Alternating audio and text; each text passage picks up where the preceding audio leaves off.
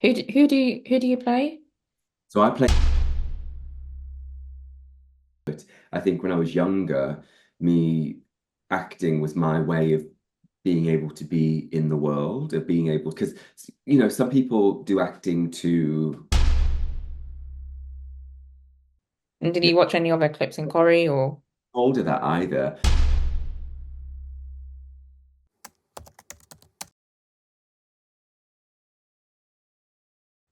Hi everyone, and welcome to the Anmol Lakhani show. Today we've got Peter McPherson, the star of Smoggie Queens, on the show. Can I just Oh, say, yeah, I go watched an episode of on. Smoggie Queens last night before I'm a celeb, Mhm. and it was hilarious. Absolutely Oh, loved it. thank you. I think that's been like the purpose of the show, really, just to bring a lot of joy, a lot of happiness, a lot of fun. Um, Phil Dunning, who wrote it, he is hilarious, and this is like a little snapshot into his brain, which is craziness. So yeah, it's we've had the best time on it. Who do you play? So I play Harrison, who uh Dickie's ex-boyfriend. So Dickie is Phil Dunning, that's his character. And yeah, we end up breaking up. And it's very awkward because we work together as well. So it's just to keep in Middlesbrough is a very small town. And why it's called Smoggie Queens is people from Middlesbrough are called Smoggies because of like the Industrial Revolution there and stuff. And so yeah, it's not a very big town. Yeah, it's in Birmingham, right? No, northeast. So, Northeast. yeah, it's not, it's near Newcastle. Oh, So, yeah, so it's this kind of pocket of the UK that gets a bit kind of forgotten about, really. People think you're Northern or, they're like, oh, you're a Geordie. And you're like, no, there's land in between Newcastle and Yorkshire. So, we're in between there. oh, no, that's so cool. Sorry, apologies, my geography is so bad. My geography is not good at all. Hence, I got a G in it. So G for geography, that's awful. Don't give me any maths questions because I failed that. Same. I hate maths. I absolutely hate maths. Tried it twice, failed it twice. Yeah. Yeah, once in year 11 and then once in college. Yeah. Like I did functional skills, but the GCSE one. Nothing. Nah, nah, it's not GCSE and not for me. So I've been quite lazy in asking my guests this recently, but how would you describe yourself in a nutshell? I describe myself kind, warm, loving. I think, yeah, fun. And who Oh, are you to people who don't know you? so who am I? Who am I? Gosh. Also, that's my emails. Who am I? Like, yeah, someone who's I think is very warm and friendly, and I'm very chatty. And like if I go to the gym and things like that, I'm always talking to people, and um, yeah, and like in the area I live in, around about Clapham and stuff like that, and I get around. Hmm.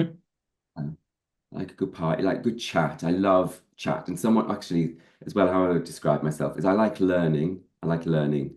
So I've got a lot of I'm learning sign language at the moment, BSL. Oh, wow. Yeah. And that's something I really, really enjoy. And I'm quite studious, even though I didn't enjoy school and I didn't get good grades, I'm actually quite a studious person. So yeah. Do you know what? You're not the only one who didn't get good grades, so don't worry. Don't worry. Literally, don't worry. I'm sure there's a club for that somewhere. You didn't get good grades. So what is it? What was it like growing up for you? Do you know what? It was quite difficult, I'd say. Like I lived in the Northeast. I moved to London when I was 17. I didn't I didn't feel particularly safe in the Northeast. It's very small, and I felt very visible. And I think that's for me why I moved to London is because you can be invisible. And or and also I think that's why I act as well because for I feel sometimes it's hard to express myself. I've gotten better over the years of how to do that. But I think when I was younger, me acting was my way of being able to be in the world, of being able, because some people do acting to put on costumes and to put on a stupid voice or whatever, um and entertain, and that's part of it. But also I did it because it was my way of revealing. It was my way Mhm. of like, this is how I'm feeling, and this is I can't necessarily communicate this in my real life, or I struggle to, but I can do it through my work. And so it's really helped me, my work, it's really helped me personally to kind of like get better at communicating. And That's cool. So, who inspired you to act? oh God. So when I was at school, I my drama teacher, my first drama teacher, Mrs. Langham, who I'm still in contact today. I love it when I like, it was years we didn't have contact, and then we did, and it was her really, because in her classes was a place where I felt safe, was in a place where I was able to start doing this, where I was like expressing something, and even if I was in class with the bullies for that hour or 90 minutes, they they didn't bully me, and and it was like, I remember someone kind of saying something after class, a bully, and being like admiring me for actually being really brave in class. Um, yeah. So it was, I say, Miss Langham actually that kind of started it, and I never knew, I didn't know I could have a career in acting either, because my family doesn't come from that world. They didn't, they don't know how it works, how it operates. And I remember in my last year of school, we you have like a career advisor, and they Yeah. go, what do you want to do? And I was like, I don't know. I have no idea. And they were like, okay, so what's your favorite subject? And I said drama. And then she went, okay, what's your second favorite subject then? And I went, no, no, no, you asked me what my favorite subject is. And she was, and I was like, and it didn't occur to me that was it could be a pathway. And then she said, right, there's these two colleges, go and have a look. They've got open days. And I went and fell in love with it. So yeah, and that was the start of it. So, which college did you choose in the end? So I've trained 3 times, right? Because Three. I love training. And even though I've trained 3 times, I still go to class. I still go to acting class, because it's like the gym, right? You can go to the gym, and you have to pick up heavy weights, right? To kind of build muscle. But you might get to a point where you're like, yeah, I'm happy with my body, but you have to maintain it. You can't just think, well, I've got it now, I don't need to go to the gym. And it's the same with acting. It's like it's an acting muscle, whether it be voice, emotionally, all of these things, there's camera work and stuff like that. There's always still things to kind of tweak and keep alive. So I trained 3 times. I went to Stockton and Billingham for a year. And then I went to Studio Centre, London Studio Centre, for 3 years, where I trained as a dancer and in musical theatre. And then I did musicals for a long time. And then I retrained as an actor, because I Studio Centre didn't give me everything I needed acting wise. It touched on it, but it didn't give me the depth of, like, I don't know how to break down a script, or how to really make this my own, or also I'm dyslexic, so I really struggled with that side of, language, and so I just knew I needed to go back for a few more years. So I went to drama centre for 3 years afterwards, and then continued. So, would you describe yourself as a triple threat? Uh, used to. I mean, I used to dance. I don't dance anymore now. I still, every time, every now and again, I might do something, but um, I had to let it go, because I had other focuses in life. I had other avenues that I wanted to pursue, and I couldn't keep everything in the air, like juggling it all. And it was like, okay, Yeah. what's important to me now? What's not? And I was like, I'm going to put this down for now. Who knows? I might pick it up if I ever get to go on Strictly one day. Um, Hopefully, yeah, hopefully. Let's campaign for that for next year. definitely. But yeah, and yeah, so I put that down because I was those other things, like sign language and pursuing the acting, that kind of avenue. So obviously, like if you were to go on Strictly, would you be a contestant? Would you be a My backing God, yeah, dancer? I've got to be a contestant. I couldn't be a pro because um it's very different style of dance. Like um I trained in ballet, jazz, contemporary, all dance kind of dances that you train singularly. So like you Yeah, train ballet, you're at the ballet bar, you might do some partner work if you do something, but like, you in jazz, it's all I was just about to jazz hands there, on your own, where ballroom and Latin and all of that is about they partner, and you don't really train in partnership when you're doing this sort of dancing. yeah. And obviously, like in, some dancers that we've seen the waltz, we've seen contemporary. What do you Yeah. think? What do you think you would choose? As in what, for Strictly, or Yeah, I'd love to do the Latin ones. Oh my God, they're so like passionate and you know what I mean, fiery, and I'd love to, and sexy as well. Oh God, they're so good. and some of the scores have been quite high as well. Like we've seen Yeah. sevens, eights, nines, tens. My husband taught Tash, Tash, who's on it this year, Yeah. and he was her dance teacher at Creative Academy. So Oh, yes, no way. watching, supporting. Yeah. Team Tasha all the way. I am obviously. What about you? What about Who, me? who you back in? Oh yes, love Tash, love Sarah. Uh, who else do I like? Who else do I love? They're my two favorites. They're really strong dancers. Uh, I've forgotten else who is in it. Chris. I think Chris is going to do well. I mean, Chris is just inspiring, isn't it? It's like Yeah. um, blows my mind, and it makes me really emotional. I mean, the same with Tash. I mean, Tash is deaf, right? And it seems like we've forgotten about that because Rose was on there, and we're like, oh right, like okay, that's we've seen that before. It's not the new thing, you know what I mean? So, but I think all three of those are great. I think they're Yeah. my three finalists, maybe. Well, I was supporting Shane until he got out.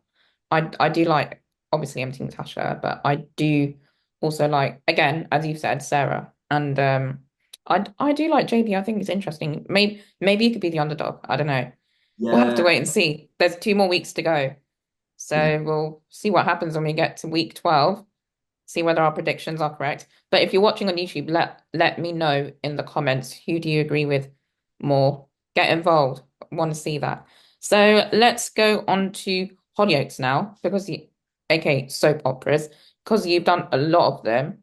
But mm, I recently watched your like because I get clips on YouTube and that your storyline with Carter. So could yes, you David explain? Ames. Yeah, I was with David Ames last night. He was in Downing Street with me. I was like, hello. Really? Yeah, and Kieran, who plays Steve, in Hollyoaks. Yeah, there was a nice little reunion. So let's talk about the research that has gone into that. So first of all, how did you react when you got told that storyline? I was, I mean, excited, of course, because it's Hollyoaks. You're like, amazing. And originally, I was only meant to be in 4 episodes, and it spanned just less than a year. Um, I have two friends who have been through conversion therapy, and both different experience. One's trans, one is a gay man, and I met with them, and I was like, please just tell me everything. And they were so amazing and honest and brave. And I really needed that because I didn't know how to connect, or I didn't know like the depths of what it was, I think. And there's a scene where with me and David, and it's in the rain. Wasn't meant to be in the rain, but it was like it was raining that day. We were like, yes, let's use it. Like, you know, the Lady Gaga story when she's in Yeah. and she's like, we've got free reign. We were like, you do it. And I did that for them. And I remember before filming it, and I just kept whispering it in my head. I was just like, this is for you, this is for you, for Sophia. Um, Wow. and it was my little dedication to her. So yeah, it makes me quite emotional actually, just thinking about it. So Oh, bless you. So for people who don't know what conversion therapy is, can you explain it? Like briefly, yeah, just about what it is? yeah. So it's, someone's struggling with their sexuality and they don't, it's mainly through religion and they don't want to be gay and they're kind of led to believe if they, follow the word of God and do all these horrendous things that they won't be gay because otherwise they won't get into heaven and things. And um, the sad thing is that, you know, the Conservative government that's just left were going to ban it. And then they didn't ban it. And they were like, okay, well, let's just ban it that it's compulsory. It can't be compulsory. But if you choose to do it, and it's like, what are you doing? Like these people, of course, people are going to choose to do it if they're not happy with themselves, if they're uncomfortable. Um, so yeah, it's about that. And I think what I got from Sophia and my friend Anthony is that um, it's not the it's not the 10 months or the 2 years of conversion therapy that is the damaging thing. It's the 7 to 10 years after, because what they do in conversion therapy is they basically plant all these bombs. And so even when you're out of side the conversion therapy and you're trying to get on with your normal life, it's like a minefield and there's Yeah. triggers everywhere. And you might be thinking you're dealing with stuff, and then it's boom, boom, and it just sets people back. That's how kind of I was like explained and how I saw it as they were telling me. Um, yeah, and so there's a lot of therapy that has to be done, a lot of unpicking, undoing of this, and even though it will never go away, it will always be with them. And obviously, taking on such a big, big topic, a lot of research goes into it. And I'm sure, you did a lot of talks on it. What was Mm. your most scariest moment when filming that storyline? Um, when I mean, probably there was that big scene in the rain, but actually, I mean, I suppose that was nice because I could get my rage out. Because I think the scary thing is that it's continues to be done, and the voices that are unheard, and um, yeah, I think the struggle I had is that I had to, as an actor, have to find my way around how to get to this because I don't believe in God. So that was a big thing because the character does and the character has to. So when you have a belief that you don't align, it's like, okay, how do we skirt around this Yeah. one? How do we make Can this? can I just jump in quickly? What was the Hmm. name of your character? Oh my God, Gareth. Gareth.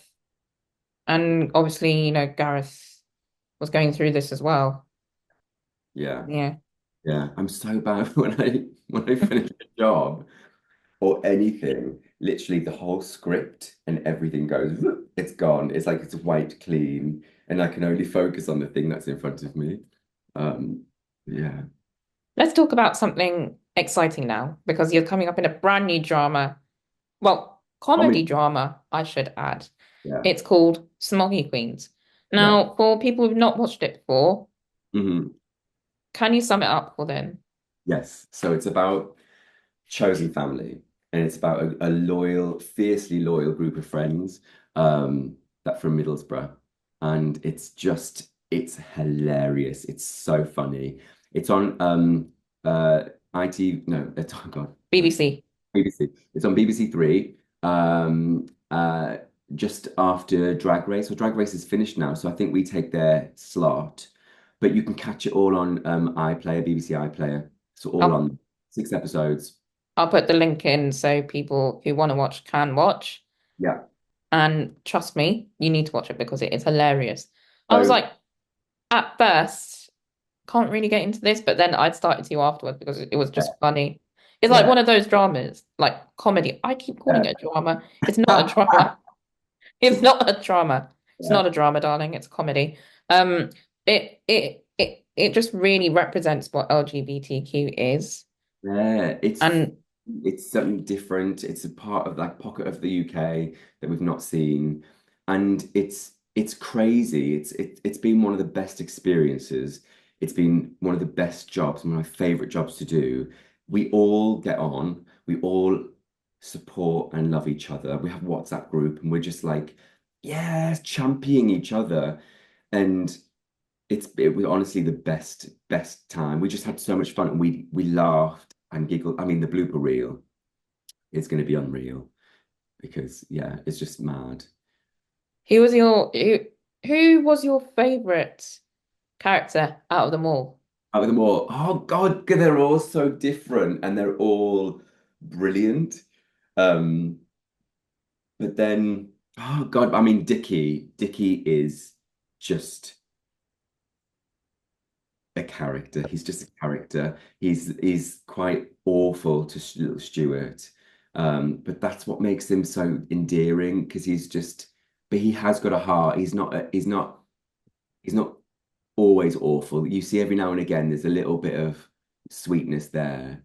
But I mean, Phil Dunning, who wrote it, just absolute genius, brilliant. Um, and it's all and this has also come from the top down. Like Yeah. Phil wrote it. Phil, and he's very generous. Like it's not like he'll save everything for himself. He just wants to make everything happy and good and fun and give people really great bits. And then, he's created the world.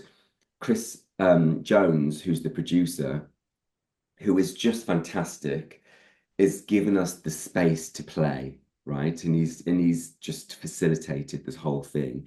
And then we've got Andrew Chappers, who's the director, and he facilitated this whole madness.